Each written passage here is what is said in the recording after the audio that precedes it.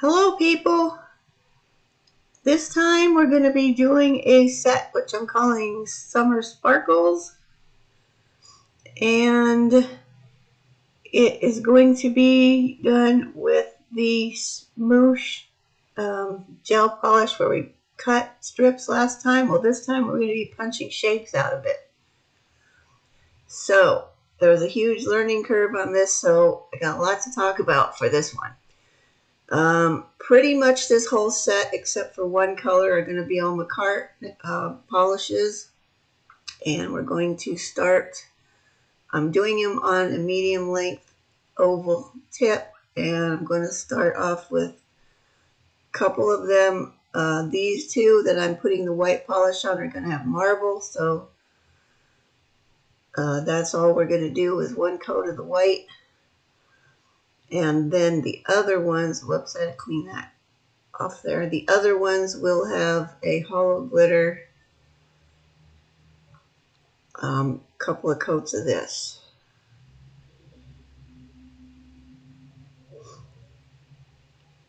Now, when I was doing this set, as I was doing it, I ran into so many problems, but I was able to figure out how to get around them and get things to work. So buckle up.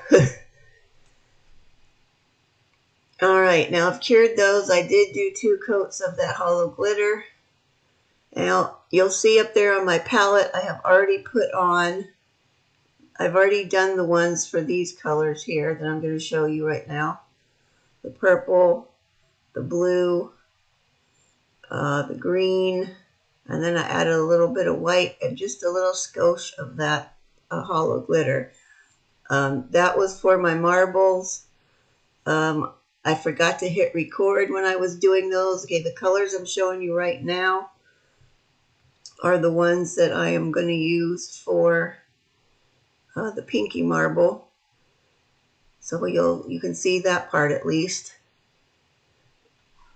There was a couple of times on this one where I forgot to hit record, so some of this might be a little sketchy, but we'll power through. Okay, I've got that red. That's supposedly a neon red up there, and we got yellow. I wanted these to be all neon colors, so however, with the blue, purple, green one, only the green is really a neon. The other two are not so much. Okay, then we have orange. And I will say going into this, the pinky nails of this set are my favorite in the whole set. So I'm thinking I may revisit this whole thing, do a whole set of those in the fall, because I think they would look really cute.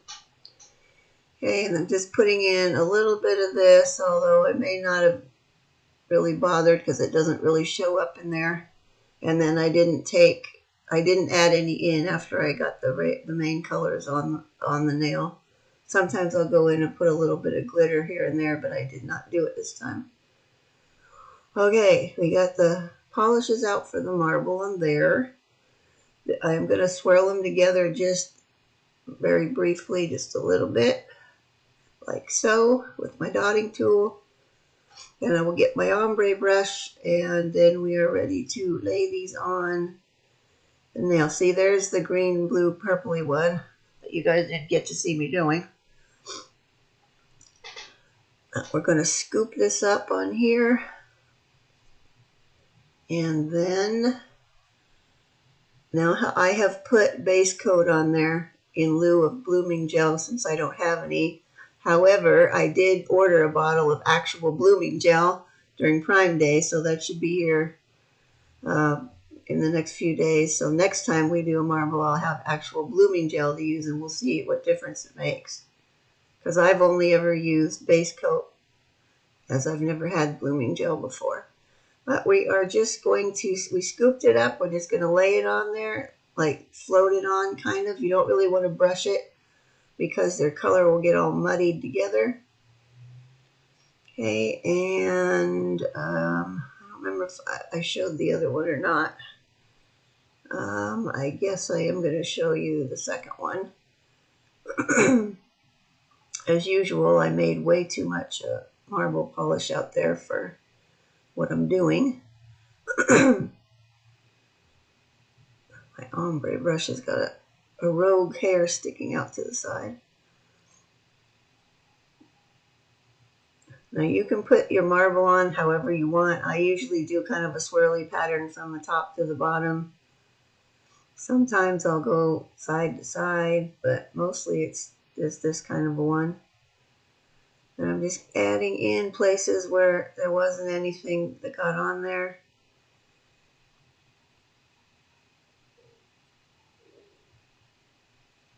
And when we're happy with that, we're going to be ready to cure. Now I went on here with a lint-free wipe, just dry, no alcohol on it. And you hold that up against the edge. I thought I showed that, but maybe I don't, just to get excess polish off of there. I guess I didn't show that part. You've seen me do it in other ones. Okay, I'm going in with the second coat now, okay? I thought I did it before, but I'm just putting the second coat of the hollow glitter on now. So maybe I will, maybe you will see me do the blotting part. Also, in hindsight, I'm not entirely sure that the marble nails really go with this set, but I kind of wanted to have something besides just these kind of clear glittery ones with a little bit of stuff on it. So, and I haven't done a marble in a while, so just thought I'd throw that in there. Okay, here we go. Now we'll start with this guy. Now as you're letting that sit there and letting your marble kind of disperse and do its thing, it will tend to run down the sides, and along the side edges it'll get really thick, and then if you're not careful you'll get wrinkles. So this is a good way to get the excess off of the side edge and cut down a little of the bulk. It also kind of disperses the marble a little bit more along there as you're pulling off the excess polish. Now we're ready to cure those. And in they go. Okay, here's the butterflies that we're going to be using. Now these are the ones I did as a test before I started it. That set, the picture up there where I did those marbly stripes, this is the same method we're going to use for this. Here's the butterfly stamper. I got that stamper off AliExpress because I wanted to try this for a while and wanted to see if it works. Now we've got a Ziploc sandwich bag is what I started with. Now I've cut it down one side and across the bottom so I can now open it like a book. So we're going to open it up, and I'm going to make sure it's going to stay fairly flat. You don't have to use a sandwich bag. You can use any kind of plastic, kind of something like that. I wouldn't use like cling wrap because I think that's going to be too thin. This plastic is nice and thick, so it has a little bit of body to it, which I think works out a little better for handling it. Okay, what we're going to do is we're just going to dot these on here. You want to get a decent amount of this on here. We're just going to go get all the colors dotted in here. Now, I'm going to talk a little bit about some of the problems I had that you'll see as we go along. But this particular polish, when it dries, it's very like hard and brittle. So that is where the problems came in, getting those butterflies to punch out because they kept cracking and breaking, and I just ended up with a big mess. So now when I use these same polish brand to do the blue, purple, green one, that was what I used for practicing. The only difference is on that one, I had to add in one Beetles color. So I don't know if that's what made the difference or not. I think I'm going to put a little white in here. Not too much white, just a little. But anyway, this one was extremely brittle, so I don't know what the deal is. Now, this first one I cured for 90 seconds on both sides, and that was a bit too much for this brand. So when I redid this again towards the end, I only cured for 60 seconds per side. Okay, we got our polish on there. Now you're going to close the page over it, the other side of the plastic. Eventually, I don't know what I'm doing right now, but I don't know where I've gone. Eventually, we're going to fold that over top of there and smush it all up. Okay, here we go. Okay, we just fold it over, smush it down, kind of pat it down. Now, I did not swirl this together. I just left it like it was. If you smush it around a little, it'll kind of go together. You could swirl it around before you close it, I guess, but that's not the way I did it. Okay, now I'm going to pop that in the lamp, like I said, 90 seconds. It comes out. You're going to flip it over like a pancake, like that. Pop it back in for another 90 seconds. Now, I did this on 60 when I did it again. But when we're done, when you open it back up, and you should be able to peel it off of there fairly easily. Now be careful because they're some of them. This polish, as I said, is very brittle, so I had to be a lot more careful. Okay, and there we have our smoosh. Now, I would recommend working on a paper towel or a piece of plastic when you start cutting these out, because if you have the same issues I did, it makes kind of a big mess. Okay, now we got our smoosh, we got our stamper. Not stamper, hole punch. You can probably get these at any craft store in the scrapbooking section. They had a whole slew of these on AliExpress for, I think they were $1 or something. They're pretty cheap. So I got this butterfly one, and I got another one that's a leaf. So come fall, I may be doing this again with leaves. Okay, this isn't going to work right, but I wanted you guys to see what was happening before I get to the part that does work. Now see how neatly it punched out of there? But when you get it out of here, see it's all crumbled up and broken. Now, I was leaving that bottom part open, so I don't know how come I closed it there, but I'm going to give it another shot.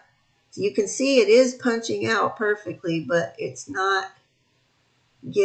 just falling apart after it gets punched. Well, there's kind of a half a one. Now, when I did the ones on my practice ones, they came out probably about for every 3 I punched, I got a good one. This one, I wasn't getting any good ones from here. They're punching okay, but then they're just crumbling apart. So I moved on from that to plan B. I started to wonder, okay, is it because the polish doesn't have support? So I got a piece of paper. I laid my polish smoosh on there. Now this is a new smoosh I made. I lay it on there with the paper under it, and now I punch it. Okay, now the paper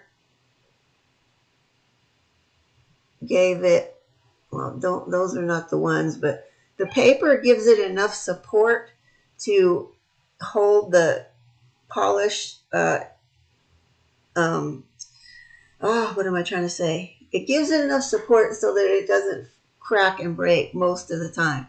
Now, I did still break some, but most of them came out perfectly fine. Okay, now, as you can see, there we go.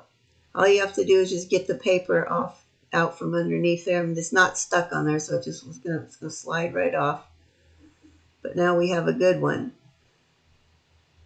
Now, what I did before I got to this step is when it wasn't working, I thought, okay, I'm going to try a different polish brand, which I used that Cloudé that you see me use a lot of the time. I did it with that, and I cured 60 seconds on both sides. And when I pulled that one out and peeled it off, it was very supple and rubbery.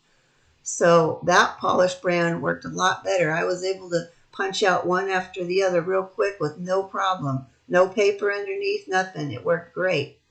So I was going to do that. I found colors that were sort of similar.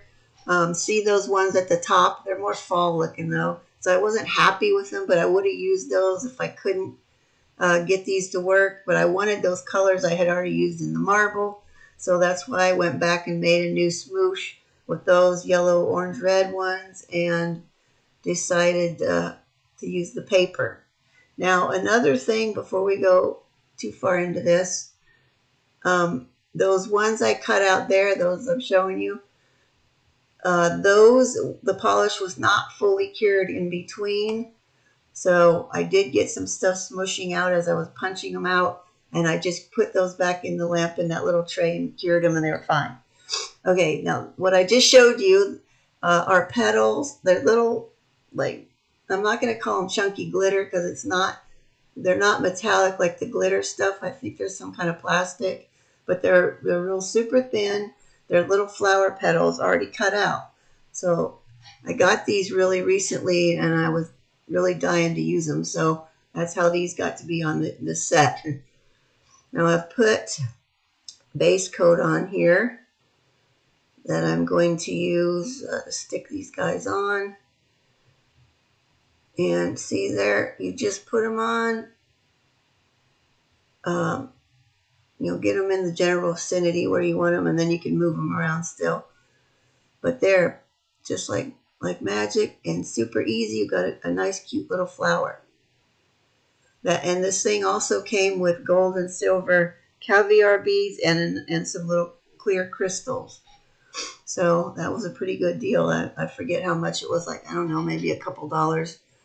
It's pretty. These kind of things are really cheap, and you get a lot of bang for your buck because you saw that little like tray thing, the divider thing of all these. I mean, this is probably more than I will ever use of these in my lifetime. So I mean, they go a long way. Okay, I've gotten one of the butterflies now, and if I can get a hold of him, he's going to go right on there. And I'm going to cure this with my LED flashlight with the stamper head on it. And I also learned something else this time. You're going to see me stick this on from the top and go down, and then my butterfly is going to slide around and partly get out of the position he was in, and I don't like that. Plus the stamper head falls off all the time. It doesn't stay in there very well.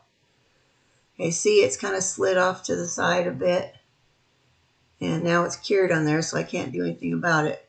But I did figure out a better way to do this, which I'll show, which you'll see as I go along. And I don't know why I didn't think of this before, because it's stupid. I should have thought of this right away, but okay. Let's see here. Okay, base coat, butterfly. Fine, we'll just get us a butterfly out of here.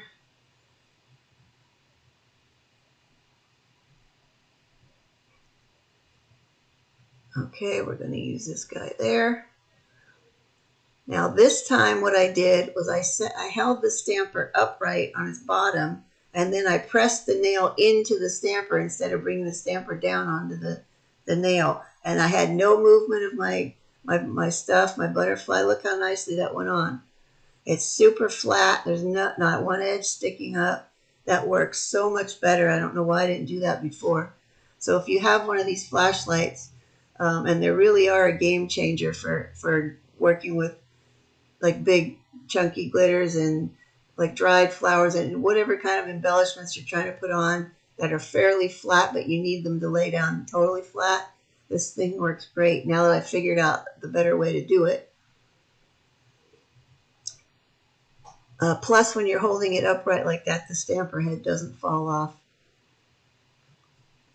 Now, we're going to get these. These are the kind of greeny flower petals. They didn't totally have colors that I really wanted for this, but so I went with this kind of teal green on this one. Okay, we're happy with that. That goes back. Next. And we'll just do that again. After I get the butterfly cured, I will put another layer of base over it before I put the flower petals on. Okay, see, I'm holding it upright and pushing this into it from the top. There. Easy peasy. It should come with directions that tell you to do it like that, and it would save people a lot of aggravation from trying to do it like a normal stamper where You're holding it the other way. Look how flat that is. Not one thing sticking up. Okay, we'll get some more base on there so I can get my petals on, which for a second I thought I forgot to do that, but okay, there we go. The only thing with these petals that create a little bit of an issue, which we'll get to in here in a little bit, that was another problem that I figured out a way around. So we'll get to that. But like I said, I don't know what these are made of. It's some kind of plastic, I'm assuming. I mean, they're really, really super thin, which I love because they lay down flat and you don't have to do a really big, heavy encapsulation with them. Plus, they're really super easy to do. And then you've got a nice flower that has all the flower petals the same size, shape, everything. I mean, I couldn't do any better than trying to paint those myself, and it's a lot less aggravating. Okay, I'm going to do a couple of them where they're going off the side, so there's only a few petals on there. Of course, some of them didn't totally want to come off of my picker-upper, but that's all right. We'll make it work in the end. I will wrestle these things into submission and make them do my bidding.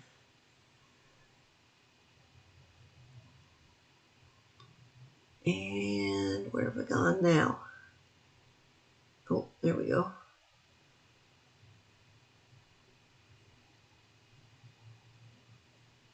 Okay, I'm going to get these lined up where I want them, please, and get in there. Okay, moving on. I think that's all. Oh, wait, no, that's not all of them. I decided to put flowers, just one flower on each of the marble nails, and I don't know why my picture's gone all blurry. I don't know what happened to the focus. I was looking at them right there trying to decide, do I want to put a flower on those or do I not? I kind of laid one on there, decide if I wanted it. And I said, yeah, that might look all right, so let's just do it. That way the marble nails get tied in with the rest of the design a little bit, because otherwise they really have no purpose for being there, other than the fact that I felt like doing a marble. Okay, I went with the darker orange on this one. I'm really loving the way this one came out. Like I said, I may revisit this whole one and do a whole set of fall marble colors with these flowers on the marble like that. I think they look really cute. So you could spread them out farther and have a bigger flower. You could smush them closer together and have a smaller one. This was one of those impulse buys and one of my late night shopping sprees that I did on Ally, which I just had another one not too long ago. So get ready. We'll have some new stuff coming in.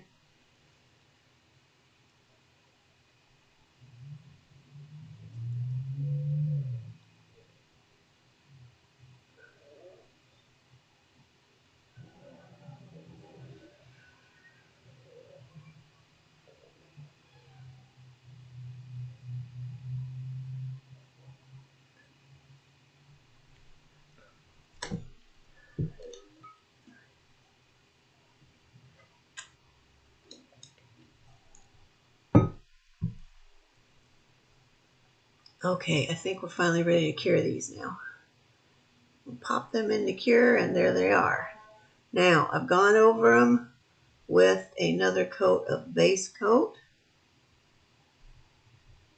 And here's where an issue started to happen.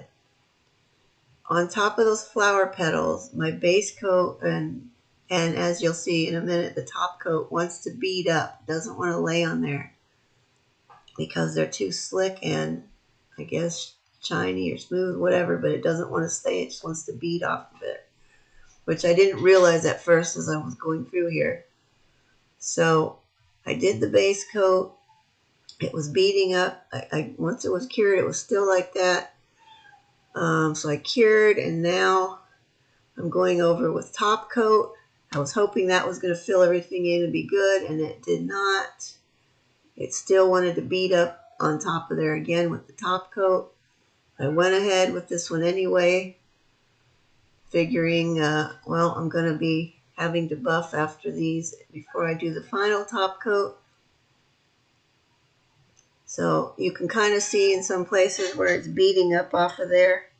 Okay, what I did was they came out, they were still like that. So I did a very light filing over top of where the flower petals were, and then buff. I'm just going to show you this one nail, maybe two, but just very lightly. I wanted to take off the spots where when it beads up and then you get like these big ridges of stuff. I was trying to take most of that off, but not too much because you don't want to file through the flower petals.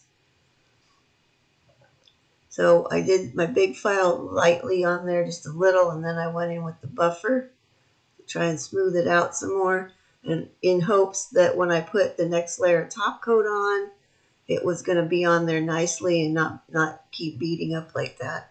And luckily, thank goodness, it did work. So I don't know that I think I forgot to record when I did the top coat on these after I did all the filing. But it went on smooth as butter.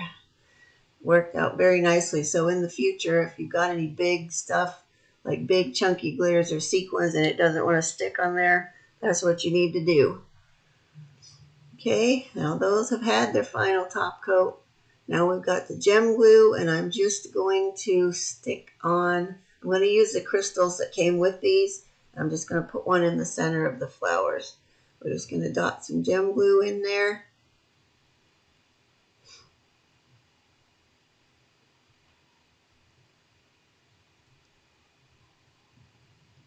And then I will just stick a crystal on all of those little dudes I just put glue on.